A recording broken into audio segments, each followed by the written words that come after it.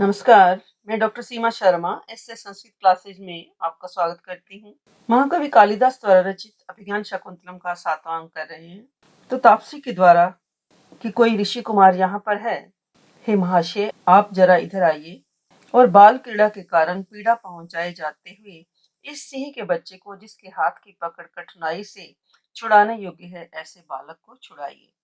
तब राजा समीप जाकर, हे महर्षि पुत्र, एवं आश्रम विरुद्ध वृत्तिना संयमः किमिति जन्मतः त्वया सत्व संश्रय सुखोऽपि दूष्यते कृष्ण सर्प शिशुने। तो राजा क्या कहता है कि इस प्रकार एवं आश्रम विरुद्ध वृत्तिना, कि इस प्रकार आश्रम के विरुद्ध प्राणियों को कष्ट देना, इस प्रकार के व्यवहार से सत्व संश्रय सुख त्वया जन्मतः, कि संपूर्ण प्राणियों को आश्रय देने के कारण सुख कर संयम को जन्म के समय से ही तुम किमिति दुष्यते, कि इस प्रकार क्यों दूषित कर रहे हो। यथा कृष्ण सर्प शिशुना चंदना इव दूष्यते, कि जैसे सांप का बच्चा अपने जन्म से ही छोटा होने पर चंदन के वृक्ष को दूषित कर देता है। यानी राजा के कहने का भी अभिप्राय है कि जिस प्रकार चंदन को सर्प का छोटा सा बच्चा भी दूषित कर देता है, उसी प्रकार ही बालक इस आश्रम का आधार संयम है, जो सभी प्राणियों को सुख देने वाला है। तुम इस संयम के विरुद्ध क्यों आचरण कर रहे हो। तो यहाँ पर उपमा अलंकार है और रथोद्धता छंद है। तो मम्मट आचार्य उपमा अलंकार का लक्षण क्या देते हैं, साधारणम उपमा भेदे। तो अलंकार भी मैंने प्लेलिस्ट में डाले हुए हैं, तो अलंकार भी आप प्लेलिस्ट में जाकर के देख सकते हैं। इस श्लोक में रथोद्धता छंद है, ये 11 वर्णों का समृत है। रान नरा विह रथोद्धता लगौ, अर्थात रगन नगन रगन एक लघु और एक गुरु का क्रम हो तो उसका नाम रथोद्धता होता है और पाद के अंत में यति होती है। तापसी क्या कहती है, भद्रमुख न खलु अयम ऋषि कुमार का है, कि हे महर्षि ये ऋषि पुत्र, यह ऋषि पुत्र नहीं है। राजा अकारम सदृशम चेष्टितम एव अस्य कथयति, कि इस बात को आकृति के अनुरूप इसकी चेष्टा ही बतला रही है कि यह ऋषि बालक नहीं है। स्थान प्रत्यात तु वयमेव तर्किणः, परंतु इस स्थान के विश्वास के कारण ही मैंने ऐसा अनुमान किया था, अर्थात ऐसा तर्क दिया था। यथा अभ्य अर्थितम अनुतिष्ठन बालस्य स्पर्शम अनुभूय आत्मगतम, मानो उस तापसी की प्रार्थना के अनुसार सिंह शावक को छुड़ाता हुआ बालक के स्पर्श का अनुभव करते हुए मन ही मन में अनेन कस्यापि कुलंकुरेण सपृष्टस्य गात्रेषु सुखम ममेदम काम निर्वृत्तिम चेतसि तस्य कुर्यात् अस्य अयम अंकात कृतिनः प्रसो। तो फिर राजा क्या कहता है कि कस्यापि कुल अंकुरेण अनेन सपृष्टस्य मम गात्रेषु इदम सुखम, किसी अन्य के वंश के अंकुश स्वरूप इस बालक से छू जाने से मेरे अंगों में इस प्रकार सुख मिल रहा है। तो यस्य कृतिनः अंकात प्रसूत, तो जिस भाग्यशाली की गोद से ये पैदा हुआ है, अर्थात जिसका यह पुत्र है, तस्य चेतसी काम निर्वृत्ति कुर्यात्, जिसका ये पुत्र है उस हृदय में न जाने कैसा आनंद उत्पन्न होता होगा। तो राजा अपने मन में सोचता है कि इस बालक के स्पर्श से मुझे इतना आनंद हो रहा है, तो जिसका ये बालक है उसे तो बहुत ही आनंद का अनुभव गोद में लेकर मिलता होगा। निस्संदेह वह बड़ा पिता सौभाग्यशाली है जिसका यह पुत्र है। यहाँ पर रूपक और अर्थापत्ति अलंकार है तथा उपजाति छंद है। तो अलंकार के लिए आप वीडियो देखें, मैंने वीडियो डाले हुई है अलंकार की, तो प्लेलिस्ट में जाकर के आप अलंकार के लिए वीडियो देखें। उपजाति छंद है। उपजाति छंद दो छंदों के मेल से बनता है, इंद्र वज्रा और उपेंद्र वज्रा के योग से ये छंद बनता है। तो छंद भी मैंने डाले हुए प्लेलिस्ट में, छंद भी आप देख सकते हैं। तो ऐसे संस्कृत चैनल पर यदि आप नए हैं तो चैनल को लाइक करें, सब्सक्राइब करें और शेयर भी करें। और यदि आप कुछ सर्च करना चाहते हैं, जैसे आज हम अभिज्ञान शाकुंतलम कर रहे हैं, तो अभिज्ञान शाकुंतलम के साथ आप ऐसे संस्कृत लिखेंगे तो पूरा चैनल आप देख सकते हैं। प्लेलिस्ट में मैंने बहुत सी वीडियो डाली हुई हैं, तो उन वीडियो को भी आप जा करके देखें। संधि, समास, कारक, अलंकार, छंद, वैदिक साहित्य, ऋग्वेद, यजुर्वेद, सामवेद, वाच्य परिवर्तन, प्रत्याहार, तो आप प्लेलिस्ट में जाकर के सारी वीडियो देखें। तथा कम्युनिटी में भी मैं बीच बीच में प्रश्न डालती रहती हूँ, उनका भी जवाब आप दे सकते हैं।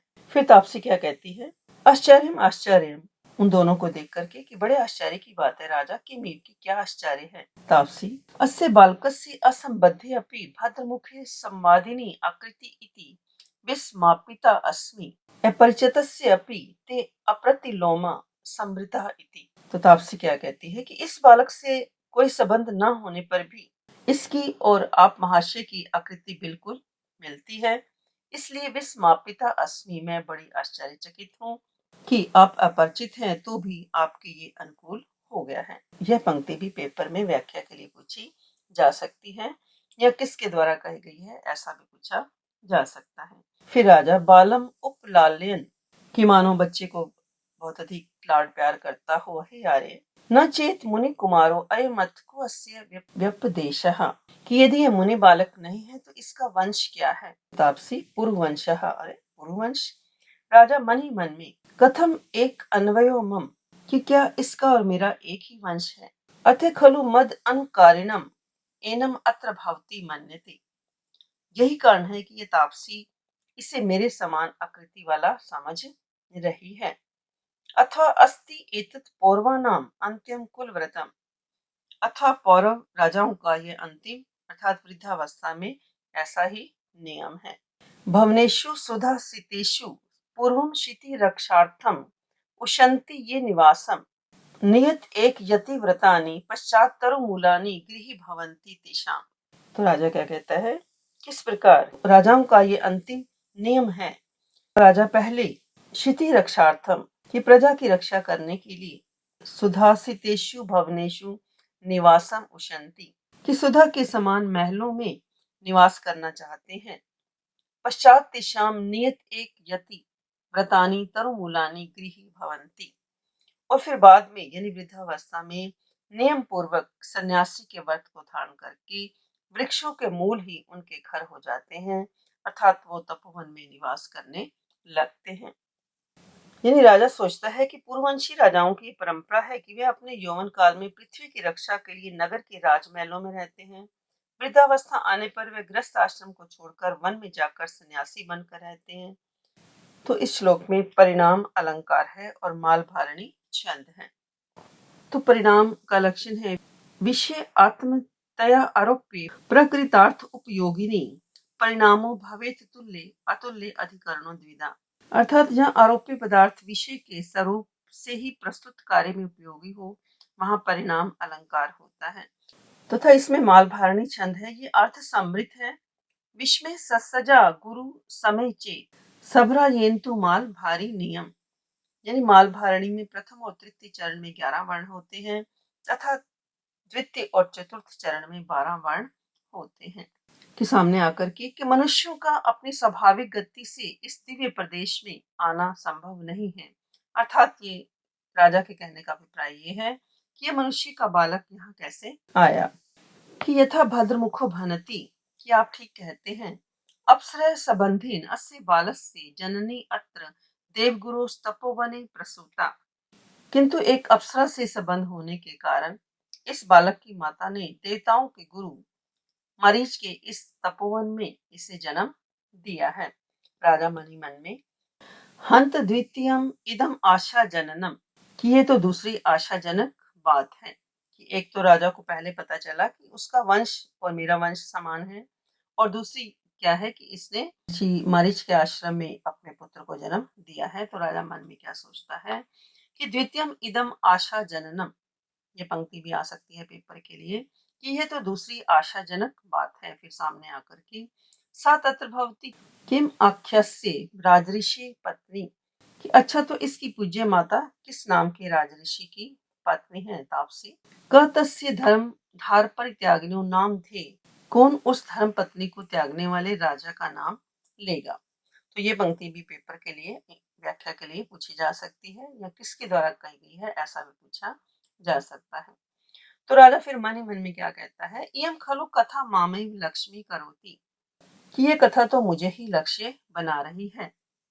यदि तावद अस्य शिशोर मातरम नामतः पृच्छामि, तो क्या इस बालक की माता का नाम पूछूं, अथवा अन्याय पर दार व्यवहारा, अथवा पर स्त्री के विषय में व्यवहार करना आशिष्टता है। यह भी पंक्ति पूछी जा सकती है व्याख्या के लिए। परवृश्य मृणमय मयूर हस्ता, मिट्टी के बने मोर को हाथ में लेकर के तपस्विनी प्रवेश करती है। फिर दूसरी क्या कहती है, हे सर्वदमन शकुंत लावण्यम प्रेक्षस्व, कि इस शकुंत का लावण्य देख, अर्थात जो ये मिट्टी का बना हुआ मोर है, पक्षी है, उसकी सुंदरता को देख। तो बालक सदृष्टि शेपम, इधर उधर देखता हुआ, पुत्र में माता की मेरी माता कहाँ है, उभय प्रहसतः, दोनों तपस्विनियां हंसती हैं। फिर पहली नाम सादृश्य वंचितो मातृवत्सलः, कि नाम की समानता के कारण बेचारा माता का प्यारा यह बालक ठगा गया है। यानी शकुंत पक्षी की सुंदरता अथवा शकुंतला का रूप, इस शब्द को सुनते ही बालक को अपनी माता याद आ गई। फिर दूसरी तपस्विनी क्या कहती है, वत्स अस्य मृतिका मयूर से रमणीय त्वाम प्रेक्षस्व इति भणितो असि, कि अरे पुत्र, मैंने तो कहा था कि इस मोर का सौंदर्य देख, यानी इस शकुंत जो पक्षी है उसका सौंदर्य देख राजा स्वागता मन ही मन में, कि मां शकुंतला इति अस्य मातुराख्या, कि क्या इस बालक की माता का नाम शकुंतला है। संति पुनर्नाम थे सादृश्यानि, किंतु नामों में समानता है। अपने नाम मृग तृष्णि के न अयम अंते प्रस्तावों में विषादाय कल्पित, किंतु नामों में समानता है। अर्थात क्या यह भी हो सकता है कि मृग तृष्णा के समान शकुंतला के नाम का प्रस्ताव आ जाना अंत में मेरे दुख का कारण बन जाए। फिर बच्चा क्या कहता है, अतिके, कि हे बड़ी बहन, रोशते में भद्रालक एश मयूर है, कि यह सुंदर मोर मुझे अच्छा लगता है। भद्रालक मैंने सुंदर, अच्छा लगता है। फिर क्रीडनकम आदत्ते, मानो खिलौने को लेता है। फिर दूसरी सखी आलोक के देख करके बड़ी घबराहट के साथ, रक्षा गंड को अस्य मणिबद्धे न दृश्यते, तो ये पंक्ति भी व्याख्या के लिए इंपॉर्टेंट है, पूछी जा सकती है, कि इसके हाथ में रक्षा सूत्र दिखाई नहीं दे रहा। राजा अलम अवेगेन, कि अब घबराए नहीं, ननु अयम अस्य से शावक विमर्दात परिभ्रष्टः, कि शेर के बच्चे के साथ छीना झपटी करने के कारण ये नीचे गिर गया। अदातुम इच्छति, ताबीज उठाना चाहता है। फिर दोनों सखियां माँ खलु एतम अवलंबे, कि ऐसा मत करिए, ऐसा मत करिए, इसे स्पर्श ना करें। राजा कथम, क्यों, गृहीतम एव अने, अरे यह तो इन्होंने उठा लिया। सविस्मयम उरोनिहित हस्ते परस्परम अवलोकितः है। फिर दोनों तपस्विनियां मानो अपनी छाती पर हाथ रखते हुए एक दूसरे को देखती हैं। राजा किम अर्थम प्रतिषिद्धो अस्मि, कि आप लोगों ने मुझे इसको उठाने से क्यों मना किया। फिर पहले तपस्विनी क्या कहती है, शृणोतु महाभागाय, कि हे महाराज सुनिए, महाप्रभाव एषा खलु अपराजिता नाम मां औषधि अस्य दारकस्य जातकर्म समय भगवता मारीचेन दत्ता। यह अपराजिता नाम की महान प्रभाव वाली दिव्य औषधि है, जो इस बालक के जातकर्म संस्कार के समय भगवान मरीचि ने इसे दी थी। यानी जातकर्म संस्कार, ये 16 संस्कारों में चतुर्थ संस्कार है। नवजात शिशु के बुद्धिमान, बलवान, स्वस्थ एवं दीर्घजीवी होने की कामना हेतु किया जाने वाला ये जातकर्म संस्कार है।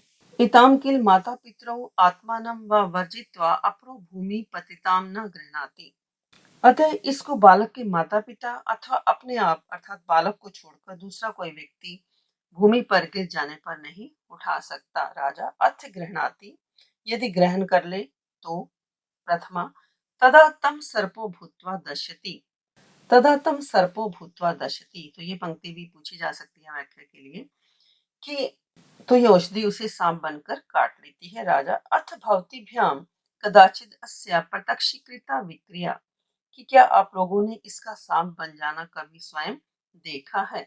फिर दोनों सखियां क्या कहती हैं, उभे अनेकशः, की अनेक बार हमने देखा है। दोनों तपस्विनियां क्या कहती हैं कि अनेक बार हमने देखा है। राजा बड़े हर्ष के साथ, तत्किम खलु इदानीम पूर्णम अपि मनोरथम न अभिनंदामि, यानी तो अब मैं अपने पूर्ण हुए मनोरथ का अभिनंदन क्यों न करूं। यानी शकुंतला की भी प्राप्ति हो गई और पुत्र भी प्राप्त हो गया।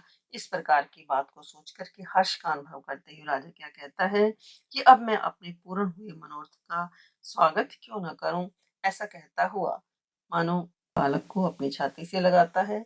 फिर दूसरी सखी सुव्रते आओ, इमं वृत्तांतम नियम व्यापृताय शकुंतलायै निवेदयामः, कि हम इस समाचार को नियम पालन में लगी हुई शकुंतला को बताते हैं।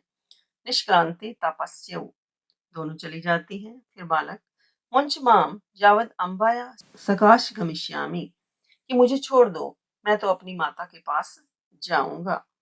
तो कम्युनिटी में भी मैं पोस्ट डालती रहती हूँ, तो उन पोस्ट को आप देखें और उनके जवाब भी दें।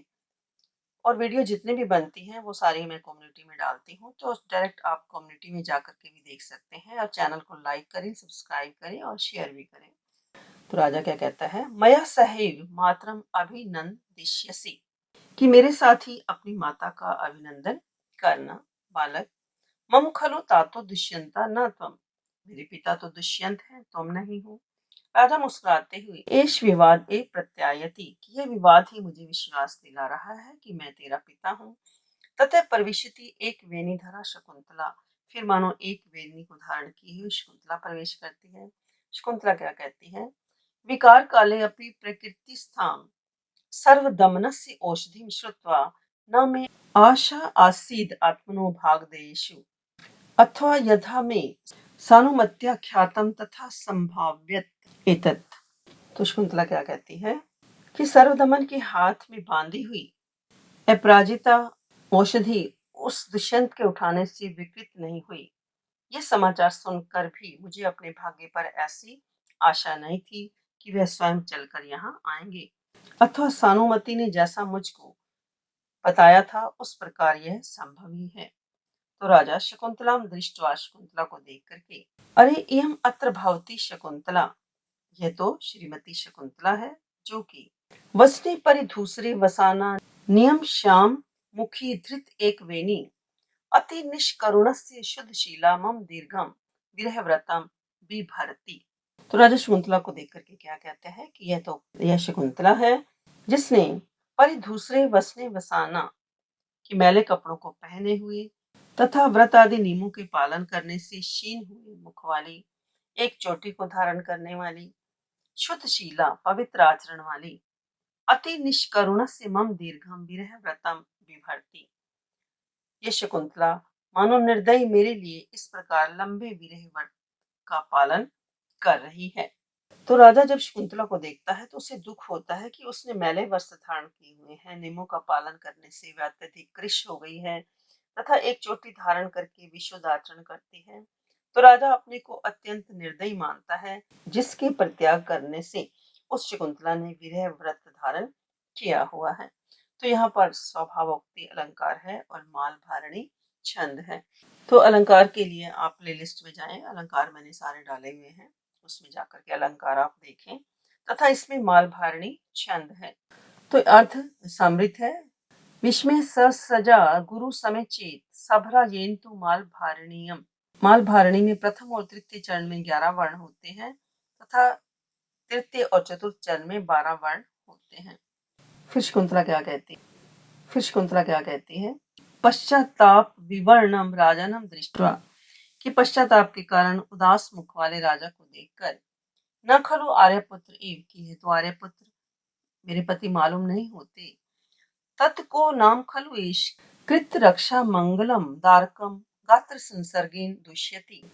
तो फिर ये कौन है जो रक्षा सूत्र को धारण करने वाले मेरे पुत्र को अपने शरीर के संपर्क से दूषित कर रहा है। बालः मातरम उपेत्ते, माता के समीप जाकर के अंजुके, कि हे माता, एषः को अपि परकीयो माम पुत्र पुत्रक इति अलपति, कि ये बालक माता के समीप जाकर के, कि हे माँ, ये कोई अन्य व्यक्ति मुझे अपना पुत्र कह रहा है। राजा प्रिय, क्रौर्यम अपि मे त्वयि प्रयुक्तम अनुकूल परिणामम संवृतम यतो अहम इदानीं त्वया प्रति अभिज्ञातम आत्मानम इच्छामि।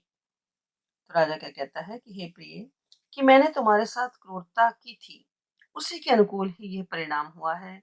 अर्थात जैसे पहले मैंने नहीं पहचाना था, अब तुमने नहीं पहचाना, मैं तुम्हारे द्वारा अपने आप को पहचाना हुआ चाहता हूँ। शकुंतला मन ही मन में, हे हृदय समा अश्व से ही, कि हे हृदय धैर्य रखो, परित्यक्त मत्सरेन अनुकंपिता अस्मि देवे, कि भाग्य ने मानो द्वेष छोड़कर मुझ पर दया ही की है। क्षय प्रसंग व्याख्या के लिए इंपॉर्टेंट है ये पंक्ति। यह तो आर्यपुत्र है राजा। समृद्धि भिन्न मोह तमसो दिष्टया प्रमुखे स्थितासी में सुमुखी उपराग अंते शशिना सम उपगता रोहिणी योगम। तो राजा फिर क्या कहता है कि हे सुंदर मुख वाली, दिष्टया समृद्धि भिन्न मोह तमसहा, कि भाग्य के कारण तुम्हारी याद आ जाने से मेरा अज्ञान रूपी अंधेरा दूर हो गया। मैं प्रमुख स्थितासी और तुम अब मेरे सामने उपस्थित हो। यथा उपरागंति रोहिणी शशिना योगम समुपगता, जैसे ग्रहण के बाद रोहिणी चंद्रमा से मिलन को प्राप्त हो जाती है, उसी प्रकार तुम्हारा और मेरा समागम भी ऐसा ही है। तो राजा क्या कहता है कि जैसे चंद्र ग्रहण के पश्चात चंद्रमा और उसकी पत्नी रोहिणी का मिलन हो जाता है, उसी प्रकार मेरा भी मोह दूर हो गया है।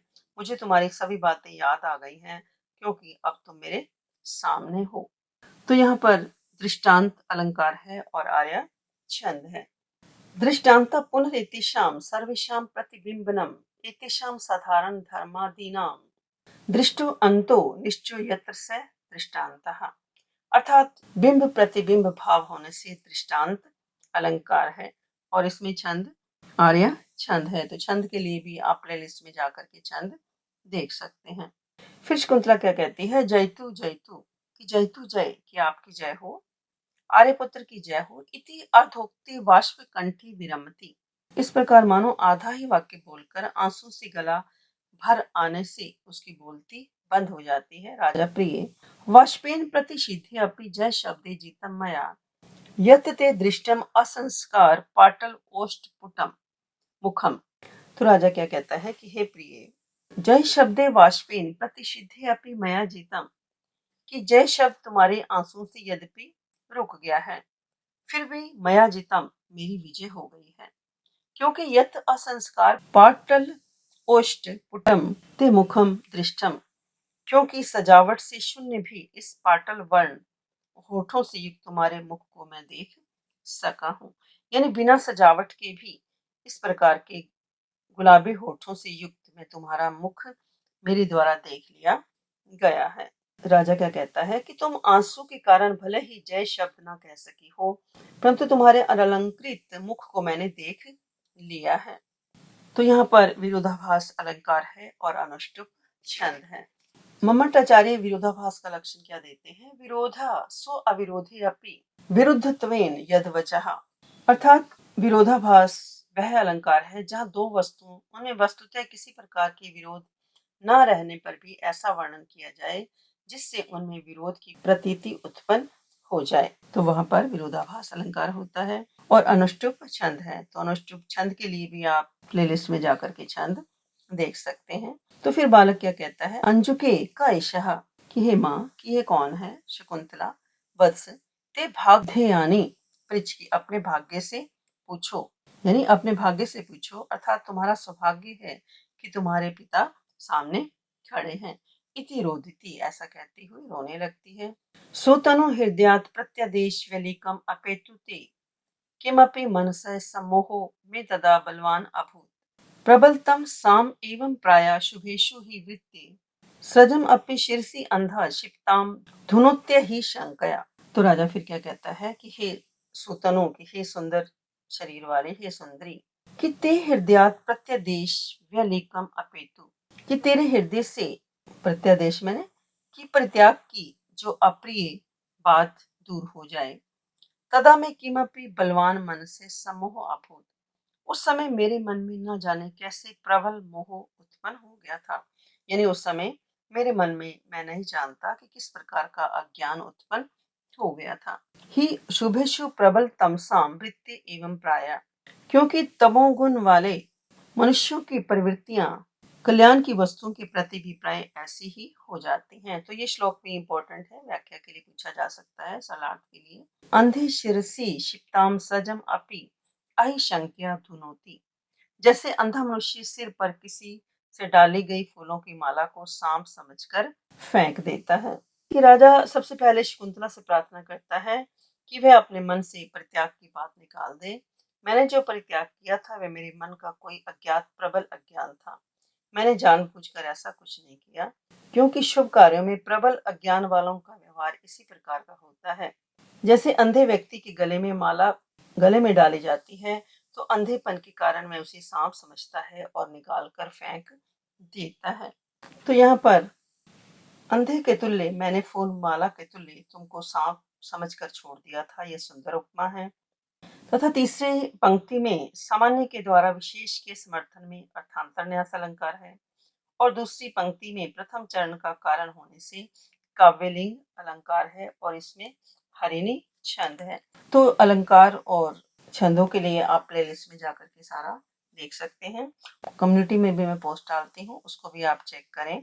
इन श्लोकों के माध्यम से आज हमने जाना कि किस प्रकार राजा अपने पुत्र सर्वदमन और शकुंतला से उसका मिलन होता है। शकुंतला जब उसे पहचानने से इनकार करती है, तो राजा क्या कहता है कि ये मेरी पहले कोई भूल थी जिसका मैं अब पश्चाताप कर रहा हूँ, कि जैसे अंधा मनुष्य सिर पर किसी से डाली गई फूलों की माला को सांप समझकर फेंक देता है, और उस समय मानो मेरा भी इस प्रकार का व्यवहार है और मैं अब क्षमा प्रार्थी हूँ। तो इन श्लोकों में कुछ ऐसे शब्द आए हैं जैसे डिंब, डिंब मैंने बालक, व्यपदेशः वंश, उशन्नति मैंने चाहते हैं, वश धातु का रूप है, शकुंत मैंने पक्षी, जात कर्म, ये 16 संस्कारों में चतुर्थ संस्कार है। बालक के जन्म के बाद ये पहला संस्कार है। इसमें नवजात बालक के बुद्धिमान, बलवान, स्वस्थ एवं दीर्घ जीवन होने की कामना की जाती है, और इसमें नवजात बालक की जीभ पर सोने की शलाका से ओम लिखा जाता है और उसे घी या शहद चटाया जाता है। ये कार्य बालक का पिता करता है। तथा रोहिणी दक्ष की 27 पुत्रियों में चतुर्थ पुत्री थी और चंद्रमा की सबसे अधिक प्रिय स्त्री थी। तो आज के लिए इतना ही। धन्यवाद। जय हिंद, जय भारत।